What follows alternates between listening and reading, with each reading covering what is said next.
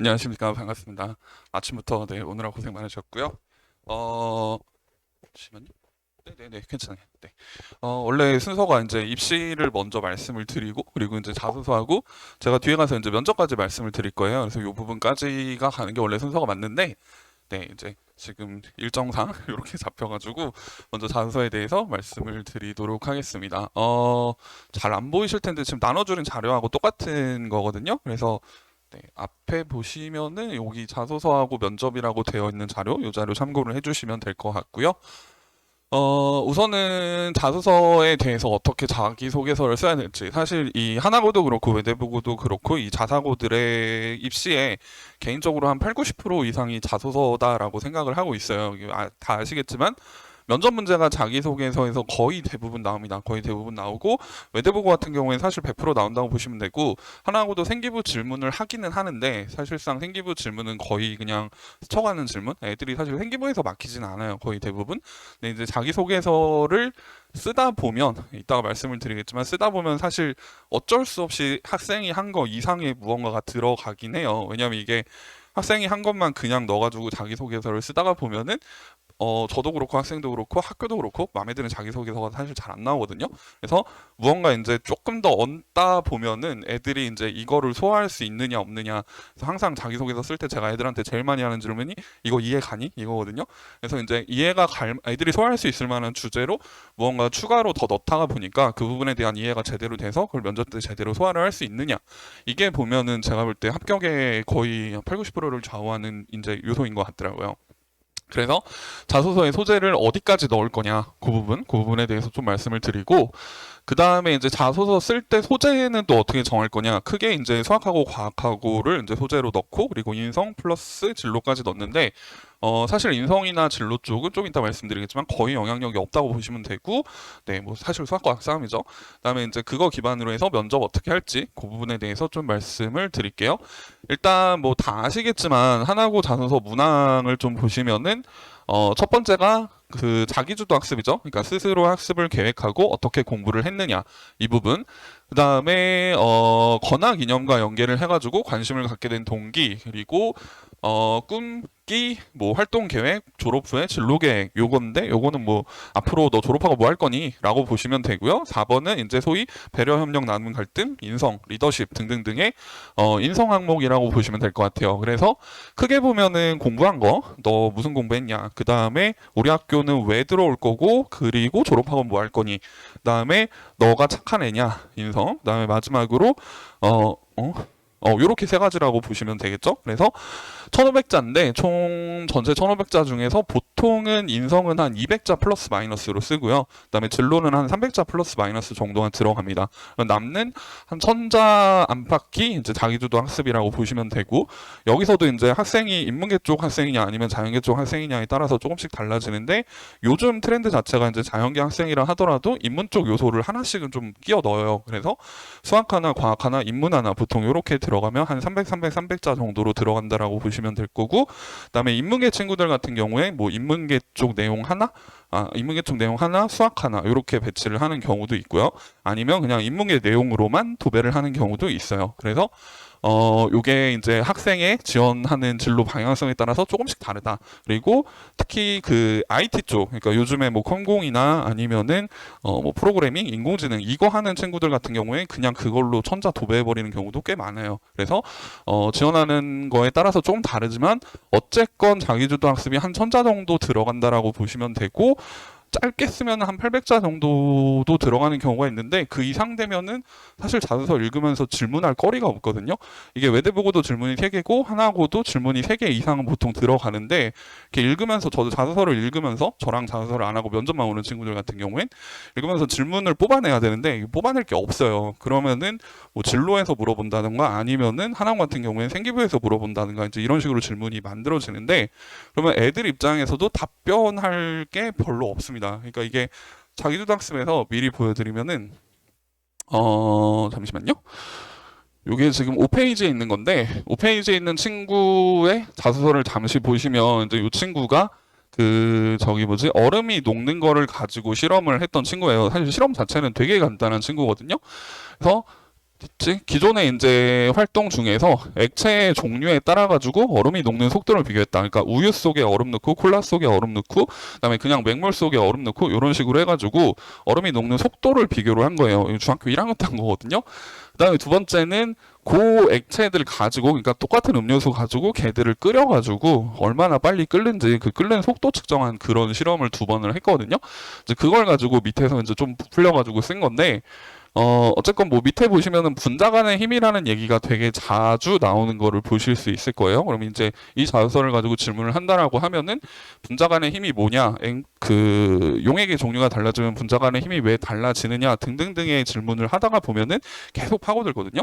그러니까 외대보고도 그렇고 하나도고도 그렇고 첫 질문은 보통 학생들이 잘 준비를 해가요. 왜냐면 자기 자소서의 내용이니까 여기서 어떤 질문 나올지는 예상 질문 충분히 다 뽑아낼 수 있고 그건 저희가 면접 수업 때 예상 질문도 다 만들어 주거든요.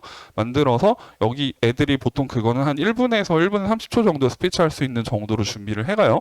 근데 그거에 대한 답변을 들으면 추가로 질문을 하죠. 근데 추가 질문할 때 보통 어떤 질문들이 들어가냐 하면 수학이나 과학이나 뭐 인문이나 마찬가지인데 다 그거의 학문적인 원리를 알고 있는지 이제 치고 들어가거든요. 근데 이제 애가 진짜로 자기가 한 활동이 아니면 거기서 대답을 못 해요, 보통. 대답을 못 하기 때문에 그런 식으로 검증을 하고 들어가는데, 자기주도 학습 자체가 짧다. 그러면은 거기에 들어가 있는 수학과학, 뭐 인문학적 원리가 한두 개밖에 없기 때문에 질문 세 개를 못 만듭니다. 그러면은 사실 면접에서 이상한 것을 질문을 하고 애들도 이거를 왜 질문하시지? 이렇게 돼버리면 네, 소위 말해서 이제 면접이 망하게 되는 그런 시나리오가 되는 거죠.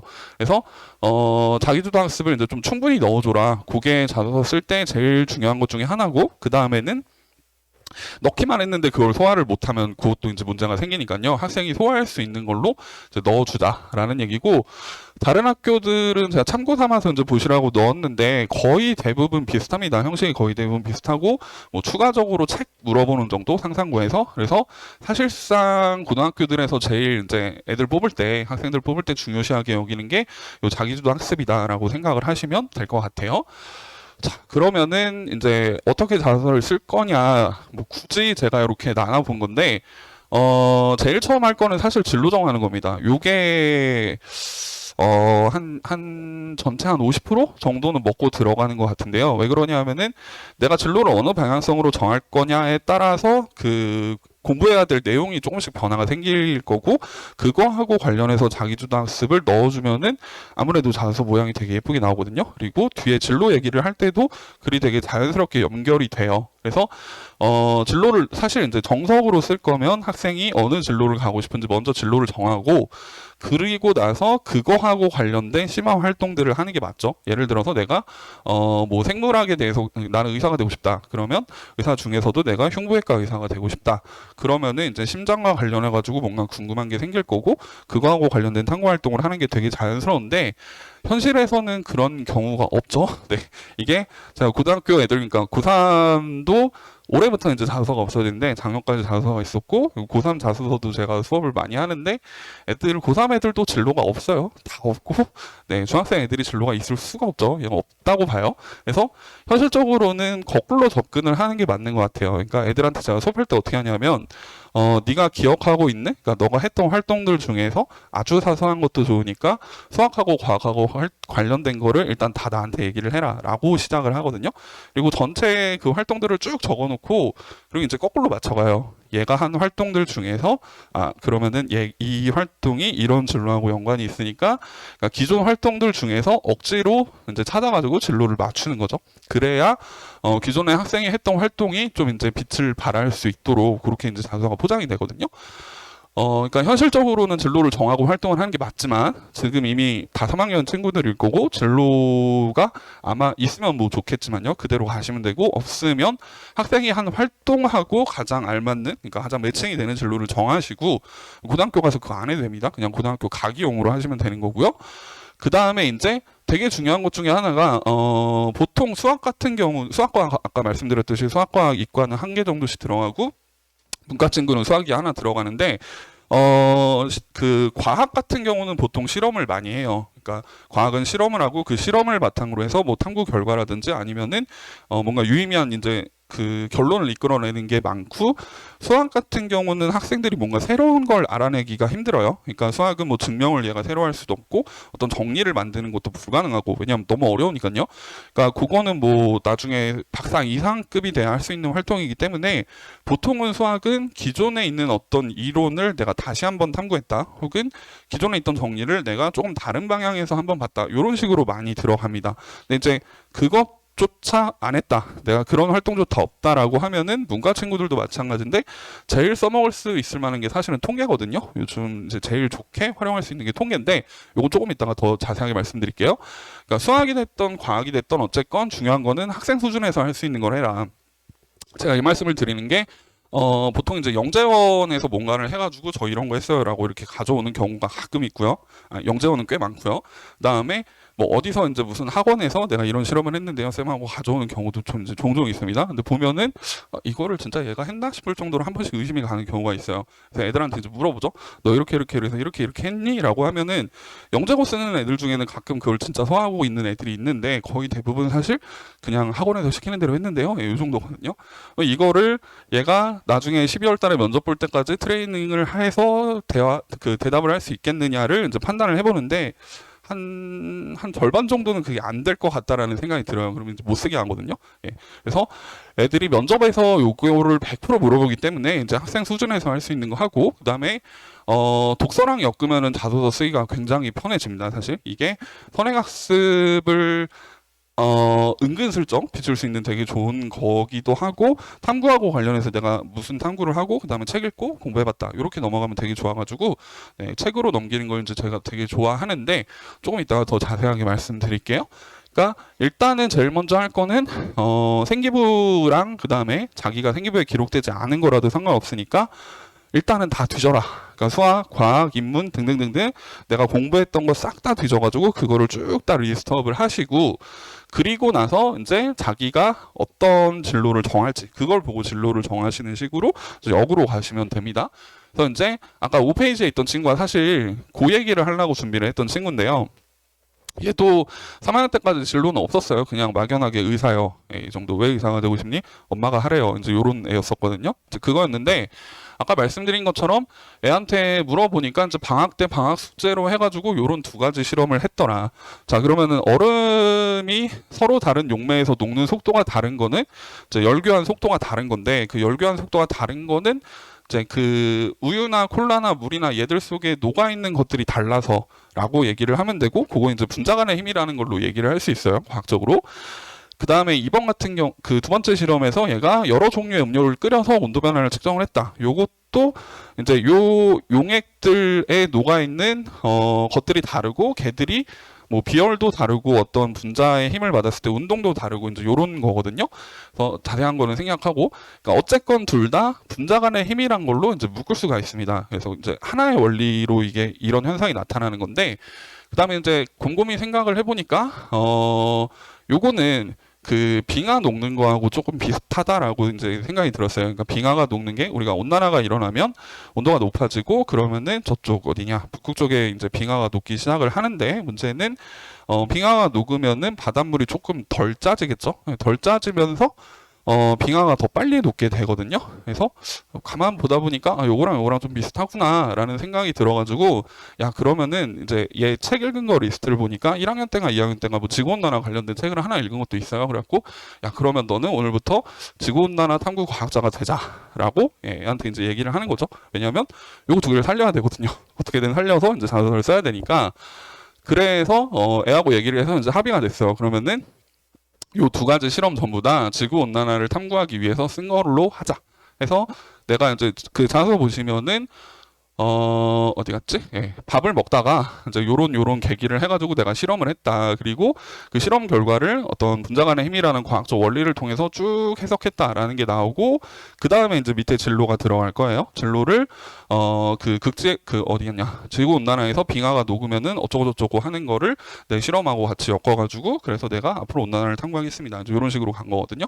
그러니까 요게 학생이 한 활동에서 거꾸로 이제 진로 맞추는 전형적인 작업이라고 보시면 될 것 같아요. 그래서 기존에 했던 거 보면서 이렇게 가는 거고, 이 친구가 면접 보는 날까지 분자 간의 힘에 대해서 열심히 공부를 했거든요. 해가지고 이제 결과가 되게 괜찮았던 친구고, 지금은 뭐 잘 다니고 있겠죠? 네. 아무튼 이제 이런 식으로 엮으면 된다. 그래서 뭐 애들이 많이 하는 활동들이 있어요. 중학교 애들이 많이 하는 활동들이 있고, 그리고 가만 보니까 영재원에서도 이게 트렌드가 있어요. 영재원에서 뭐 초등학교 영재원도 그렇고 중학교 영재원도 그렇고 시켜주는 실험들의 트렌드가 있는데, 그런 거를 이제 좀 엮어가지고 이런 진로로 하면 좋겠구나라는 게 좀 몇 가지가 있는데, 정 안 된다. 내가 한 게 전혀 없다. 그러니까 기존에 한 게 전혀 없다라고 생각이 드시면 이제 책하고 엮어주시면 됩니다. 그래서 제가 이제 좀 괜찮은 책들을 몇 권 좀 찾아봤는데, 우선 중학교 3학년치의 과학 목차를 쭉 다 보면은 요런 키워드들을 뽑을 수 있어요. 그러니까 중학교 과학에서 되게 중요하게 다루는 게 6페이지에 보시면 제가 중학교 과학 키워드라고 해서 정리를 해놨는데, 그 단어들과 관련된 책들이라고 보시면 될 것 같아요. 밑에 나오는 책들은. 그래서 학생이 요 중에서, 그러니까 제일 첫 번째 있는 힘은 물리적인 얘기고, 그다음에 물질의 상태는 물리화학적인 얘기고요. 그 다음은 뭐 물리, 화학, 그다음에 저 뒤에는 화학이고, 맨 끝에가 이제 생물 얘기인데, 그러니까 아이가 뭐 생물이건 화학이건 뭐 물리건 어디 좋아하는 파트가 있을 거고, 요거 보여주시고 너 이 중에서 너가 공부할 때 좀 재밌는 거 있었니? 라고 물어보시면 뭐 하나 얘기를 하면 좋고요. 안 되면은 그 네가 잘하는 거 하나 가져가자. 네가 이거 공부하면서 그나마 쉬웠던 거를 이제 하나 가져가자. 이렇게 하셔야 나중에 면접하기가 좀 쉬울 겁니다.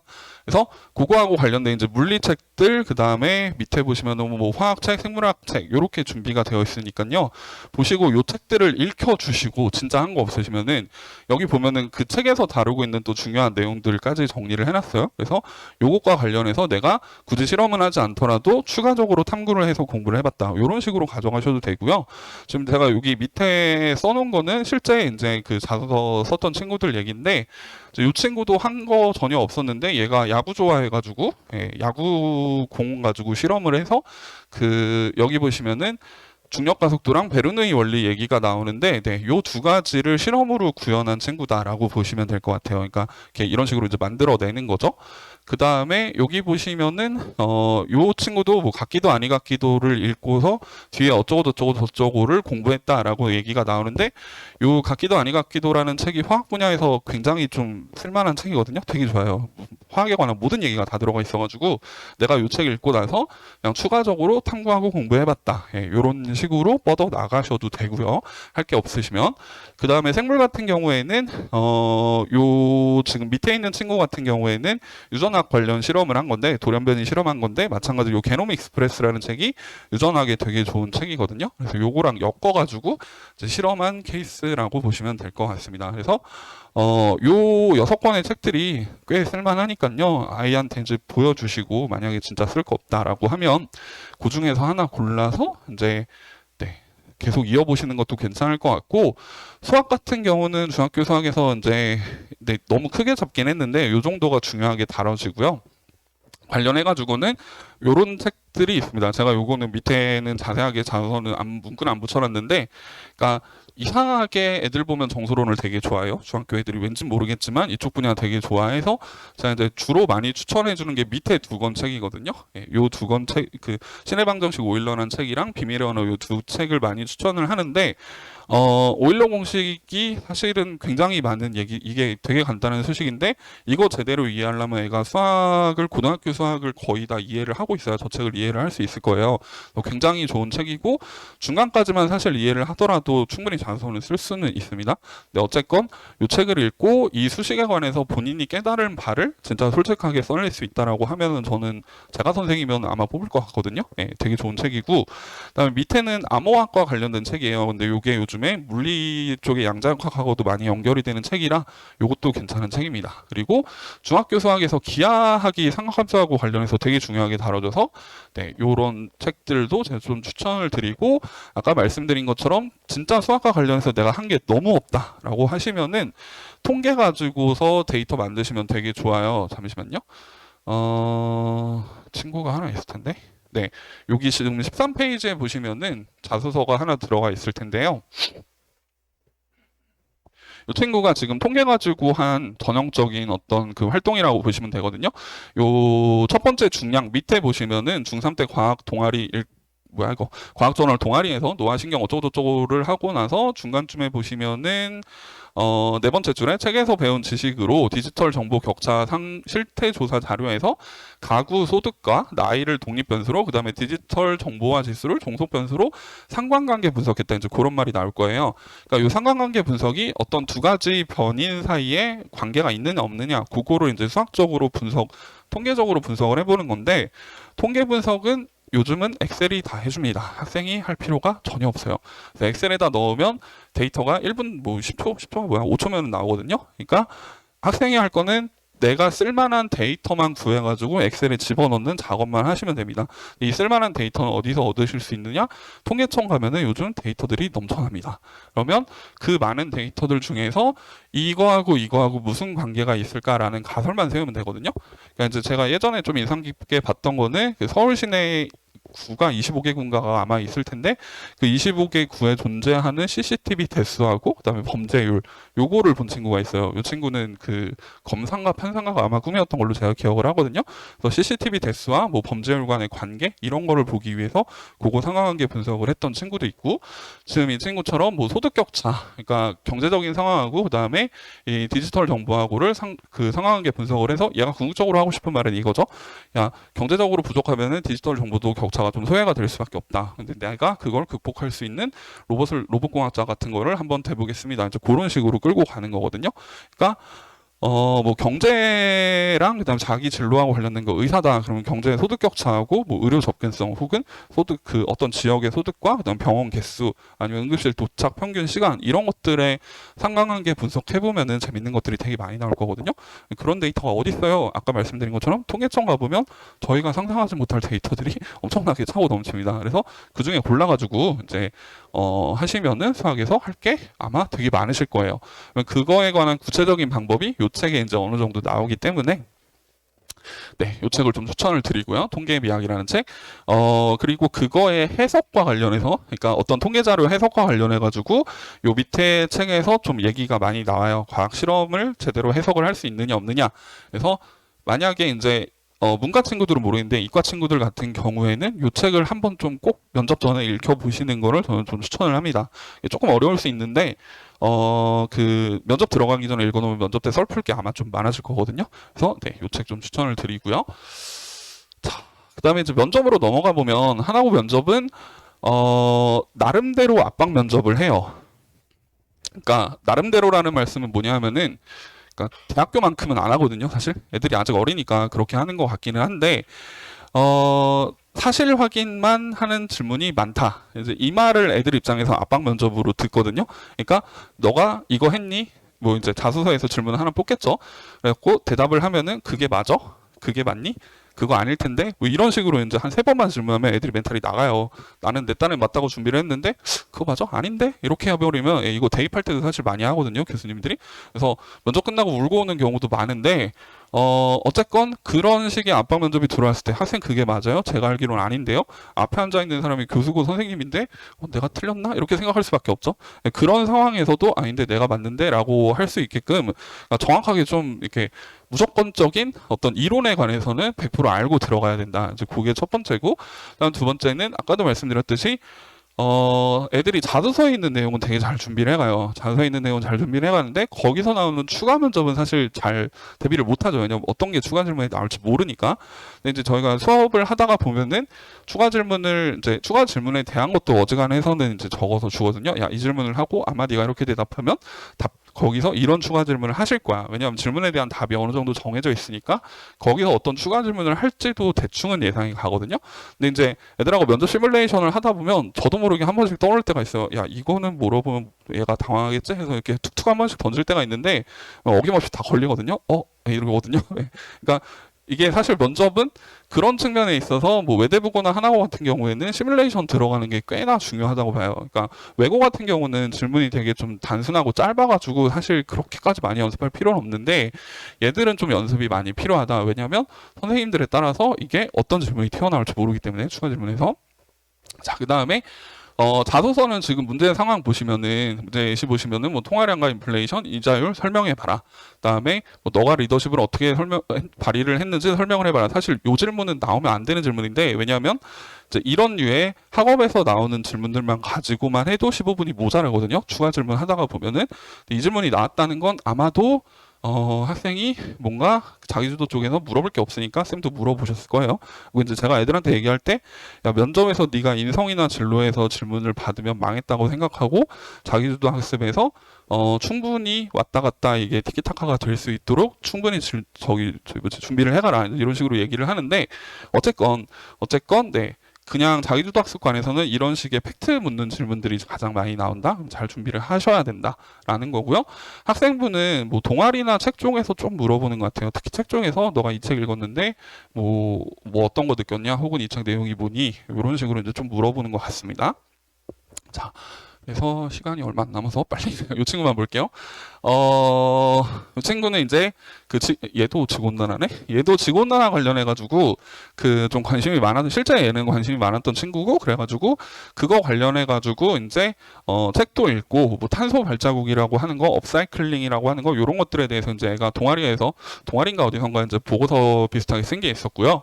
그래서 이제 이 친구 과학이 없어가지고 저하고 과학을 만든 친구인데, 이제 뭘 만들었냐, 그 직온난화하고 관련해가지고 직온난화가 인간 때문에 발생하는 게 아니라 자연적으로 발생하는 거다라고 주장을 하는 사람들이 여전히 있습니다. 여전히 있어서, 그러면은 직온난화가 실제로 자연 현상이냐 아니면 인간에 의해서 일어나는 거냐, 그거를 실험적으로 우리가 테스트를 해보자. 물론 그게 실험으로 증명이 되면은 아마 제가 이미 노벨상을 받았겠죠. 말도 안 되는 거예요. 말도 안 되는 건데, 중학생 수준에서는 이 정도 실험하고 데이터 분석하는 거는 충분히 유의미하다. 그리고 얘가 진로가 이제 이 직온난화이기 때문에 그거하고 관련된 책을 읽고 나서 야, 이게 직온난화가 가짜라고 하네. 그럼 이게 맞나 틀리나 한번 내가 직접 증명해봐야지. 요거는 되게 괜찮은 저거 과학자로서의 태도라고 봐서 이제 실험을 시켰고요. 그래서 쭉 보시면 이제 실험 과정이 나옵니다. CO2 농도하고 그다음에 그 태양빛의 양을 조절을 해가면서 온도 상승량을 측정을 하고, 그거에서 나온 데이터를 분석을 해가지고 온도 변화에, 그 태양빛보다 CO2가 훨씬 더 온도 변화에 민감하게 작용을 한다. 즉 다시 말해서 CO2가 문제니까 인간이란 놈이 문제다. 뭐 이제 이런 식으로 결론을 내렸어요. 그럼 이제 요 자소서를 보면은 제일 묻고 싶은 게 이거죠. 이 두 가지 학설이 있다고 했는데, 이 두 가지 학설에 대해서 얘기를 하고, 네가 도대체 실험을 어떻게 했고 실험 결과가 어떻게 나왔길래 이런 결론을 내렸냐, 이걸 물어볼 수밖에 없어요. 그래서 이제 이 친구는 그 결론 도출한 과정, 그거를 이제 엄청나게 이제 연습을 해갔고요. 그럼 요런 식으로 질문을 하고 나면은 추가 질문으로 그러겠죠. 그러면은 CO2가 왜 직온난화를 일으키냐, 혹은 인간이 CO2 말고 다른 가스도 내보내는데 그런 건 어떻게 되냐, 혹은 자연적으로 온난화가 일어난다고 주장하는 사람들은 그럼 왜 그러느냐. 이제 그렇게 가면 또 이제 또 다른 이론으로 연결이 되는데요. 그래서 그런 추가 질문까지 다 예상을 해가지고 그런 거 싹 다 준비를 해가시면 되고요. 그다음에 얘는 이제 실제 면접에서 요 질문 받았었고, 수학은 이 친구가 뭐 이런 증명 관련해가지고 다른 방식으로 증명한 거를 이제 썼었는데, 그럼 어떻게 증명했니? 그거 이제 물어보는 거죠. 혹은 너가 이제 그거 말고도 수학에서 다른 방식으로 증명한 거 있느냐, 이제 그런 식으로 네, 물어보는 질문이라고 보시면 될 것 같아요. 그래서 중요한 거, 어쨌든 그 자소서에서 뽑아내가지고 그거하고 관련된 이론을 물어보는 질문이 가장 첫 번째 질문. 그러니까 자소서에 나오는 이론 혹은 실험 결과, 학생이 한 탐구 활동의 그 팩트를 물어보는 게 첫 번째 질문이고, 그거에 추가 질문으로서 얘가 이제 이런 이론을 더 알고 있는지 모르고 있는지 그런 식으로 계속 팔로우업해서 들어간다고 보시면 될 것 같습니다. 그래서 제가 지금 살짝 오버한 것 같은데, 이 뒤에 친구도 한번 보시면은 네, 아마 똑같은 식으로 문제를 뽑아내고 있으니까 이해는 가실 것 같고요. 요거는 아마 뒤에 저희 이명순 소장님께서 설명을 해주실 것 같으니까 저는 넘어가도록 할게요. 저희가 지금 5월이니까 네, 사실 5월 그 어린이날 특강 때 탐구 보고서 같이 이제 쓰고 자소서 소재 잡고 하는 그런 수업들을 이제 진행을 했었는데, 네, 요 이후에 이제 여름 방학 때도 비슷한 수업들이 계속 돌아가니까 네, 관심 가져주시면 좋을 것 같고요. 네, 일단 저는 여기까지 하고 뒤에 이명수 소장님께서 입시 전반에 관해서 또 말씀드릴 것 같습니다. 네, 감사합니다.